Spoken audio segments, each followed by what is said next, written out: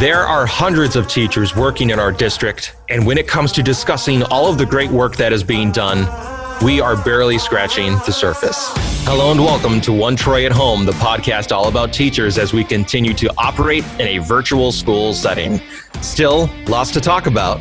I'm your host, Thomas Butcher, and our guest today is the media specialist at both Boulan Park and Smith Middle Schools, Christina Chatel. Thanks for being here. Happy to be here. Thanks for thinking of me. Of course. I want to start by having you give us an overview, Christina, of everything you do in the media centers. Many people may not be aware of the full scope of work that is done, and I imagine there's more to it than just reading or organizing books. I only have 20 minutes to talk right now. There's a lot.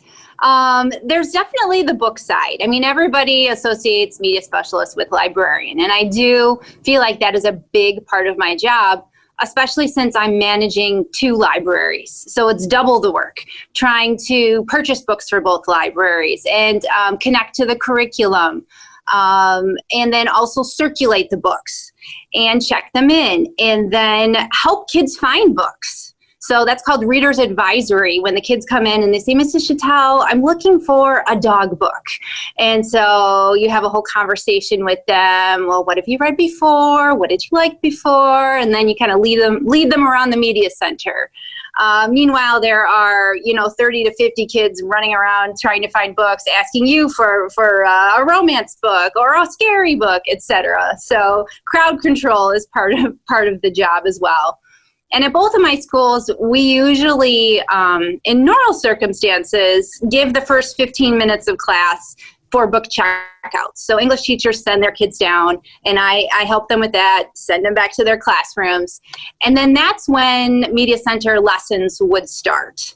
So we have created a curriculum for 6th grade students. So the 6th graders do come in regularly to learn about the Media Center, how it's set up, to learn about how to evaluate websites, digital citizenship. And then we take them through the research process in 6th grade. And then in 7th and 8th grade, we add on to their skills. The media specialists in our district have purchased Noodle Tools, which is a citation website program, basically. You might be familiar with EasyBib, or you might have used something in college along those lines. So we found this and bought it for the entire school district. So now kids K through 12 can cite their sources in research. The secondary media specialists investigated how we could get into ebooks and audiobooks. And this was, I think, maybe 4 years ago. So we were ahead of the curve. We were prepared when COVID hit. We already had a collection of ebooks and audiobooks that we have been curating and slowly adding to. On top of all that, library finds, and then advertising our reading program, which at the middle school level is Troyberry. I'm sure I'm forgetting some of the job, but I think teaching is a big part. I think my middle school teachers really rely on me to help the kids with citing their sources, with finding sources, but they also really rely on me for book recommendations, for helping themselves, the teachers, to find books, but then helping the kids to find books.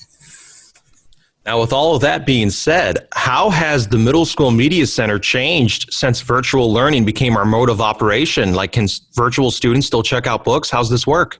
Certainly. So we have started curbside pickup, and we actually, we did one during the summer, and then we started in the fall. So once a week, students can pick up books, but they have to place holds through our library system. Thank goodness we have a library catalog that kids can log into. It's an app, just like the Troy Public Library. You can log into their catalog, you can log into our catalog, and you can place holds. So we have a deadline. The kids have to place holds by a certain date, and then we have a pickup day where they can come and grab their books and then also return books.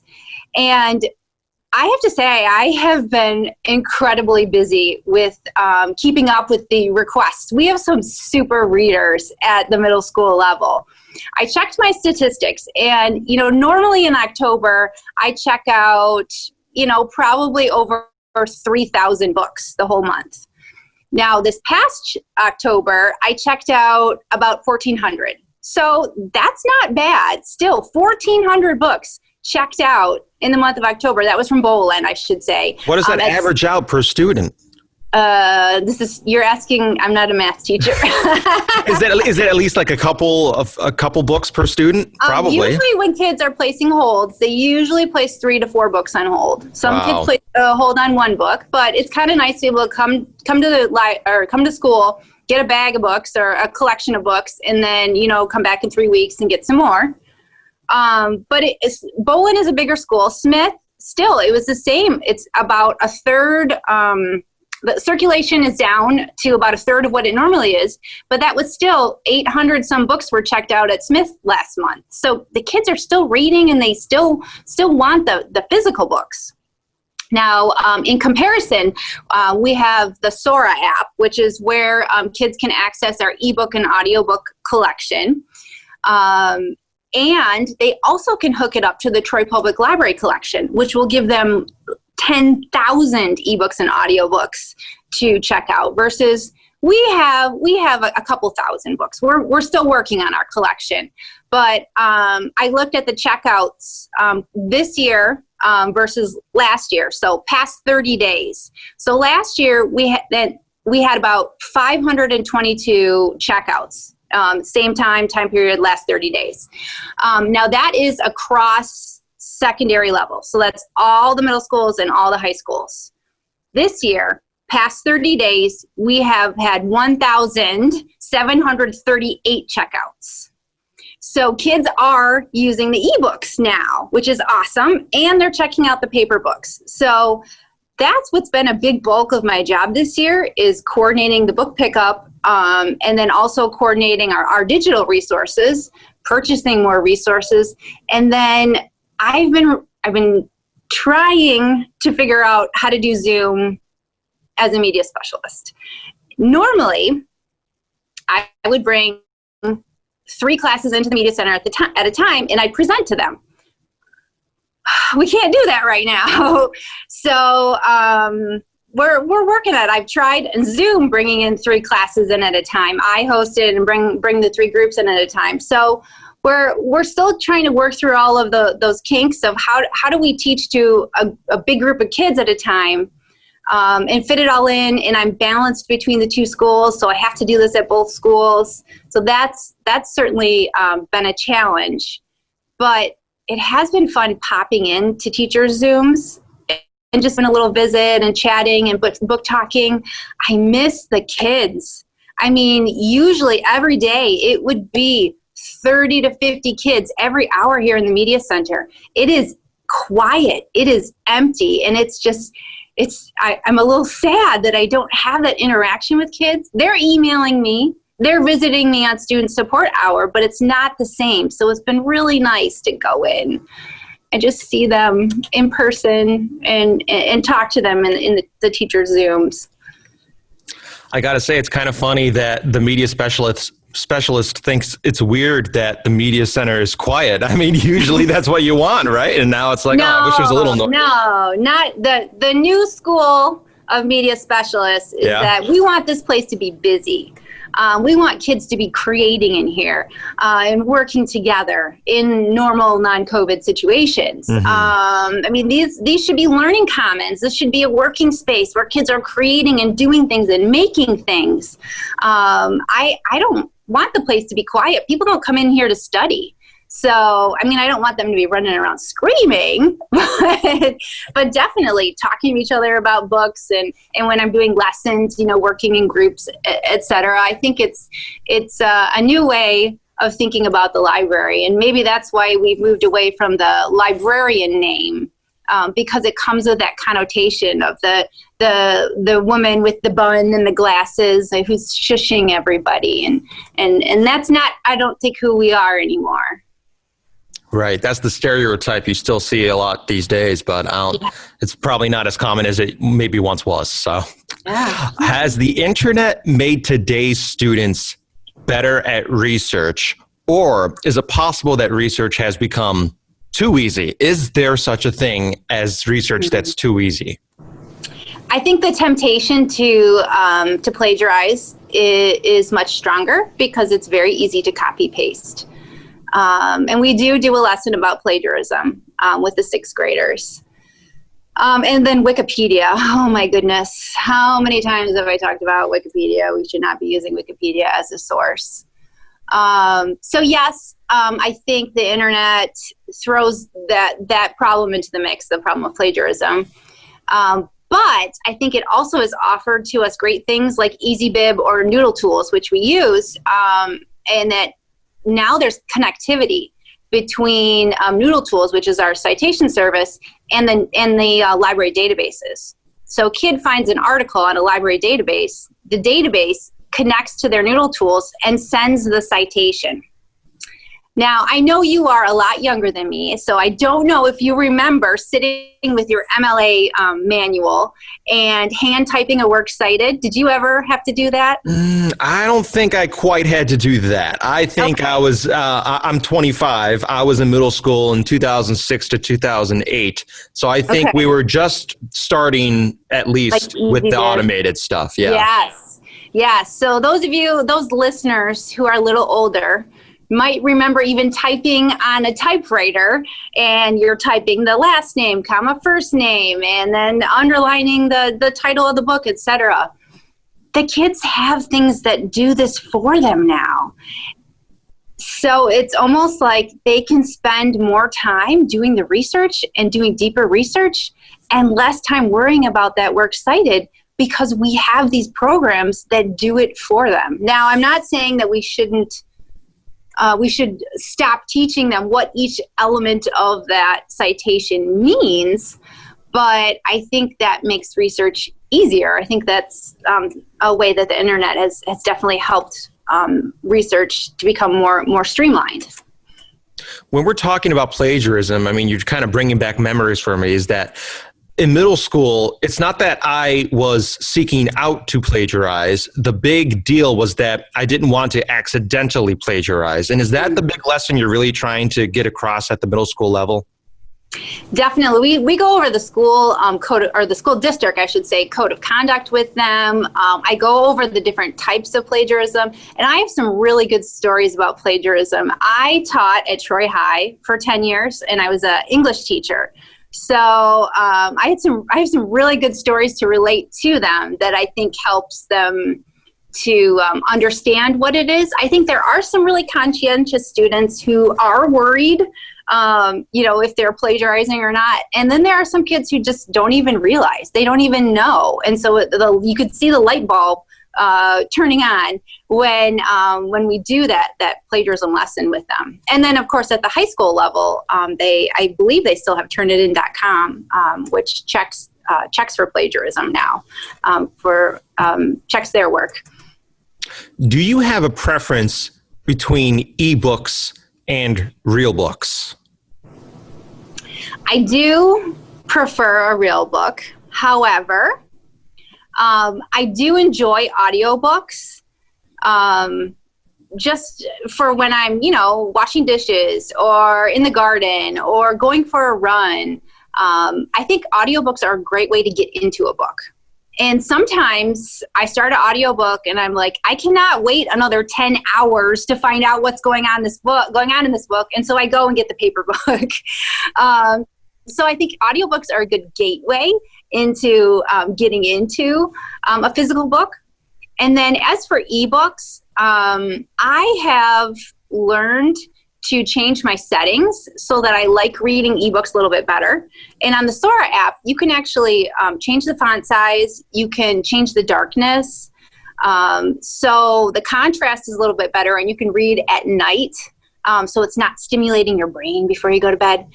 So again, sometimes with ebooks, I get started reading it, and then the ebook has to return, and I'll go get the paper book. So, and sometimes I'll finish reading the ebook, because I'm really drawn into it. So it's something I'm not entirely comfortable with, but I think this generation of kids is becoming more comfortable with ebooks, especially with the app like, what is it called? Wattpad. Have you heard about that? There's an app where the kids will, they're able to read stories that are self-published by people, and they can read it on an app, or they're reading it on their phone. So I think they're becoming more used to the ebooks. I do think a lot of them still prefer having the actual paper book, as you can see by our numbers, and maybe it's almost like a third of the kids still really like the paper books. A third of them are okay with ebooks. And then maybe everybody else is getting books from home, or their parents are buying them books, or they're getting books from the Troy Public Library. So it's really interesting to see how everybody is managing their book access in these times. And it's funny how audiobooks have evolved over time, in particular, how they used to be book on tape. And then for a while, they're book on CD. I remember I listened to the Harry Potter books on CD. And it's just funny how accessible it is now, where you can get audiobooks on the internet for virtually any book. So that's crazy to me. And I do have some CDs, audio CDs in my library, and usually kids come and ask me if that is the movie.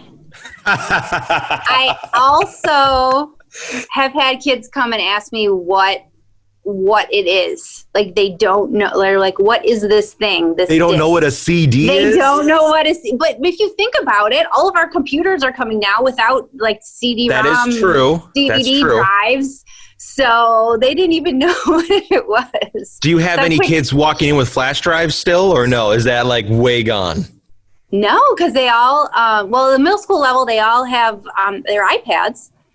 And then they just save their stuff to OneDrive. And then if they need to print in the media center, that's another part of my job, helping them print.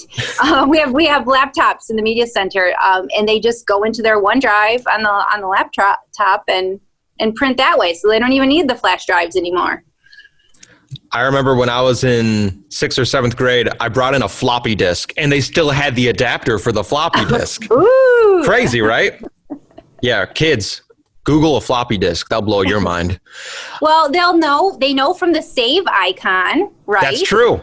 Isn't that funny? That's true. That's something that's always remained the same. I can see it right now on Word right here, that the save icon is a floppy disk.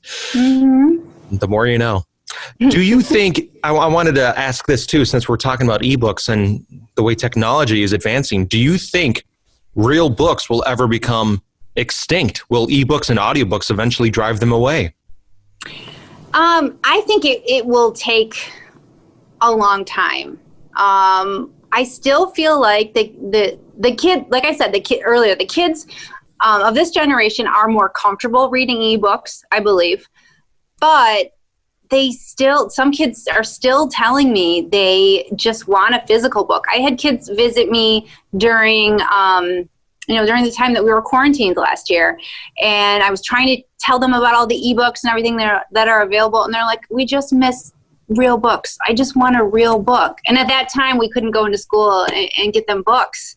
So I think it will maybe take a few more generations for the book the paper book to disappear. I think a lot of us are still very, very comfortable with cuddling up with a book. It's hard to cuddle up with your iPad or your Kindle, your mobile device, than it is to cuddle up with an actual book. Now, a big annual event that takes place across our 4 middle schools is the very popular Troy Berry program. For those who don't know, what is Troy Berry? We are now in our 21st year of Troy Berry. It started in the year 2000, and the media specialists at that time decided they wanted to do a reading program for the middle schoolers. And the name comes from the Newbery Award, which is given by the American Library Association every year since like the 1920s to the best books published in children's literature. And it's chosen by adults. So the librarians at that time thought, hey, let's have the kids pick. So what they did is they would come up with a list each year of books published within that year. So the first award was given in 2001, and that was for books published in 2020, or sorry, not 2020, in 2000. So they picked 10 books, and what they tried to do was pick a book from each genre. So over the years, we've tried to have books that are realistic, sports, horror, historical, adventure, fantasy. Some years we throw in a nonfiction or a biography to try to mix things up. So it was, I think, about 3 or 4 years ago when Kathy Locke, who's the other media specialist at Baker and Larson, and I got together, and we decided we wanted to kind of change things up a little bit with Troy Berry. And we felt that we wanted to have a range of books for every student, whether they're a lower level reader or just learning English. And we wanted a range of books that also would hit the 8th graders, because a lot of times 6th graders are super fired up about Troy Berry. 7th graders, they some are excited, some are like, eh. And then by 8th grade, they're like, we're sick of Troy Berry, we're over it, we're too old for it, everything is 6th grade level, etc. So we wanted to still have some books that appealed to 8th graders. So we came up with this Troy Berry Madness system, and we actually started doing doing a list of like 30 some titles, and then we had the kids vote it down to the top 10 instead of us librarians choosing the top 10. So we did that for a few years, and we really enjoyed doing that.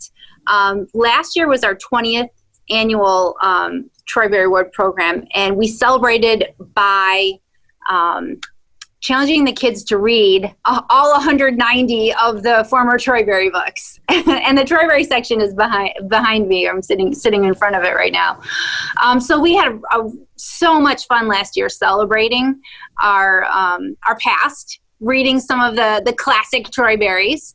And then quarantine hit, and we had this whole thing planned with an author visit and everything. So we ended up, just recording our Troy Berry ceremony. We had some teachers who helped us out, who revealed the winners and everything. We included students' performances and work in our video. And then we were like, what are we going to do for our 21st annual Troy Berry Award? Here's the thing. Normally, I would read probably 80 middle grade books to try to figure out what we were going to do, by the fall. Well, libraries were closed last spring, and I couldn't get access to new books. So the other librarian was also in the same situation. So we couldn't do our normal read new books to prepare for Troy Berry because we couldn't get to the new books due to quarantine. So we said, how can we do Troy Berry next year using what we have? And we thought, why not look back at our roots? So our theme for Troy Berry this year is Newberry. We know that we have copies of Newberry books in the library. So we thought we're good there. And then we have purchased a bunch of copies of Newberry books to have on Sora. So we have audiobook and ebook copies on Sora for the kids to check out. And we are doing all virtual this year. So we have a reading form that the kids can fill out virtually and keep track of their reading. And then they can check out the books on Sora. They, of course, can request them from the Media Center if they want. But we were just trying to figure out a way to make this accessible to all, especially since a lot of the Newberry books are probably on people's shelves at home. We wanted to give kids like a sense of comfort. These are books that they've cherished, that they've loved over the years as elementary students. Maybe in middle school, they've already read them. So we wanted to give them a chance to go back and reread some of their favorites or find some new favorites. So what we're going to have them do this year is we are going to have them vote what was better, the Newberry Award winner or the Troy Berry Award winner. So we have a comparison through each year. And so we have what book won Troy Berry in 2001, what book won Newberry in 2001, et cetera, all the way up until the past. And so they're going to be able to vote on, did the kids in Troy get it right? did they choose the best book of the year, or did the librarians and the teachers and the adults choose the best book for the Newbery Award? So that'll be fun. We're going to do that in the spring. We're still working on the details for our Troy Berry ceremony and everything, but like everything right now, it's just we're taking it day by day, right? This is starting to sound like March Madness for books. This is incredible. Yes. That's why we kind of called it Troy Berry Madness. Hey, last year, did anyone read all 190 books? You know, we since we ended up at home, we never were able to find out. The kids weren't able to turn in their cards. Nobody really contacted, because we printed physical cards for them that had all 190 books. So I'm sure there were kids out there who read a lot of them, but unfortunately, we were never able to get closure on that. So if anybody's listening and has their Troy Berry form from last year, go see how many you read and email me that number. I'd be interested to see who read the most of that list. I haven't read all 190 of them, I have to admit. You can also tag the Troy School District on social media to let us know. Yeah. Yes, hey, that would be fun. Why do we connect our students with the authors? Why do we, I know that it was difficult and it's, things are different these days, but why do we try to connect our students with the authors behind these books? It is amazing to see how it ignites a spark in students in different ways. Some are just like geeking out and just, being huge fans when they get to meet the author, because we've had authors at the Troy Berry ceremony, or when they get to see them on the screen and ask them questions. So they get excited about that aspect.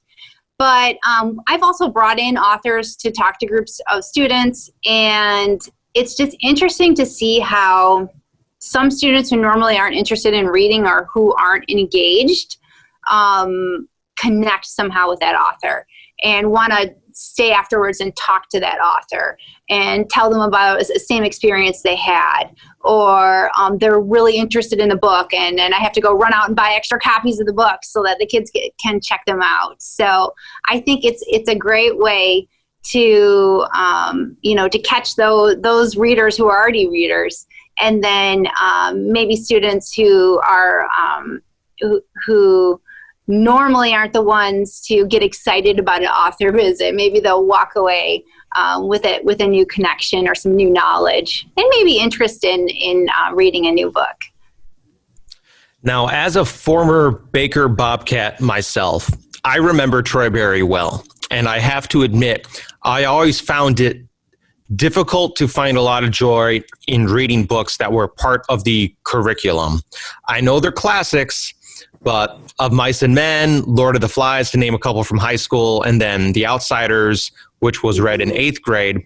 This isn't going to be a popular statement, but the simple fact that I had to read those books for class, for me, made some of the magic of those books harder to find. However, Troy Berry was different. You had options. You don't need to read this one if you don't think you'll like it. You can find the book for you, and they are somewhat new releases. Looking back, I think that was a positive impact for me because it helped me find more of the magic you can get out of reading. Do you think that it's had the same effect for other middle school students over the years? I definitely would agree. And I think for a lot of 6th graders, it's a gateway into reading. So they come into 6th grade hearing about Troy Berry from their elementary librarians, and so they're excited about it. And when we had that list of 10 books, for some kids, it was such an accomplishment to read 10 books from January until April. And it just gave them a sense of pride that they had read all 10 of them, or even, those who read 3, because it was a minimum of 3 to be able to vote. So I think that instilled confidence in students. I also think that there is an importance in having shared reading. These are books that are read by a lot of people at the school. So read by teachers and students, and it provides conversations. So there's this joy in everyone reading the same things and being able to talk about it, and then convince, peer pressure, convince your friend to read it because it's really, really good.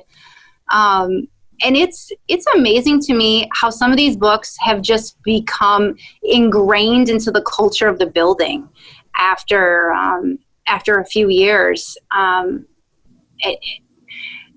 Just to give an example, the book, The War That Saved My Life, that one won, was the Troy Berry winner a few years ago. I really should know the year off the top of my head, and of course I can't think of it right now.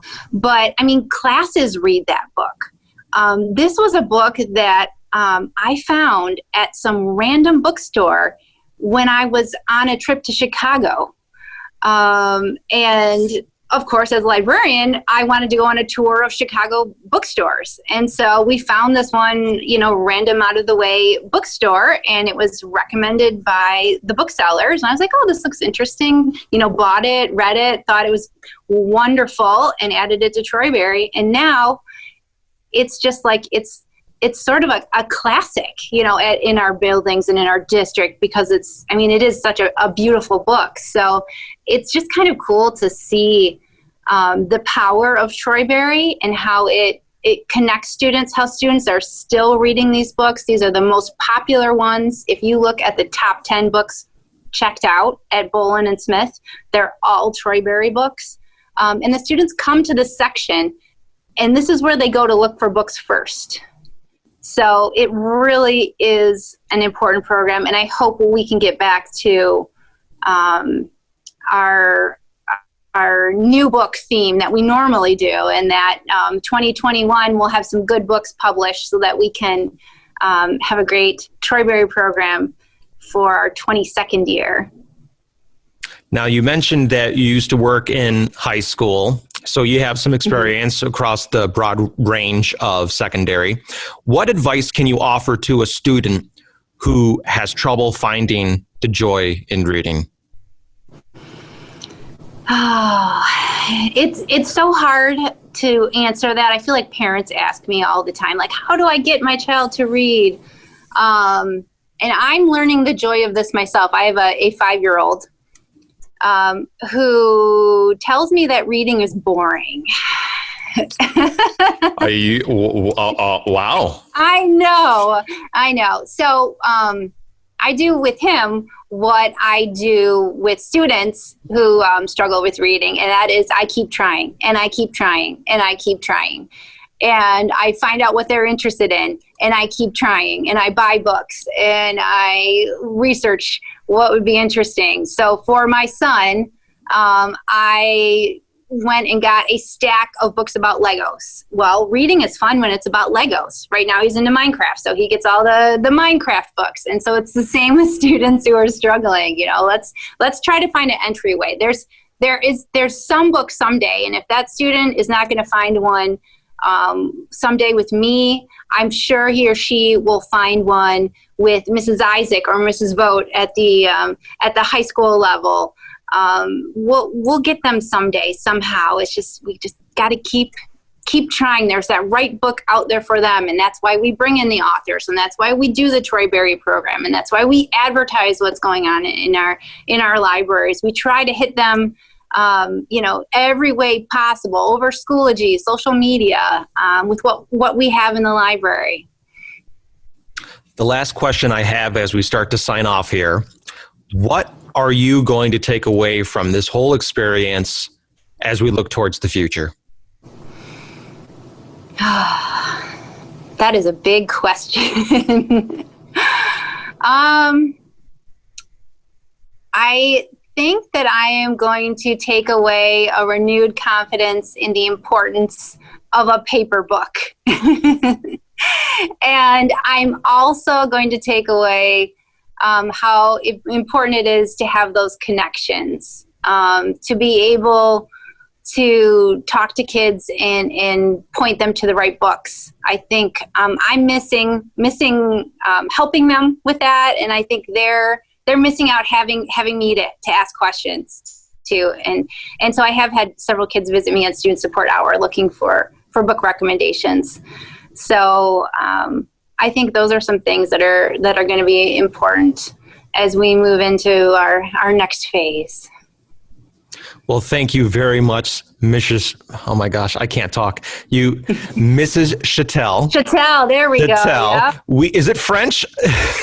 Yes, it is. It is, okay. We really appreciate you stopping by on the podcast, and we are wishing you well. Thank you so much for having me. Listeners, don't forget you can subscribe to TSD World Class Podcasts on Spotify, Apple, and Google Podcasts, or your favorite podcast platform where you'll find all kinds of content and resources.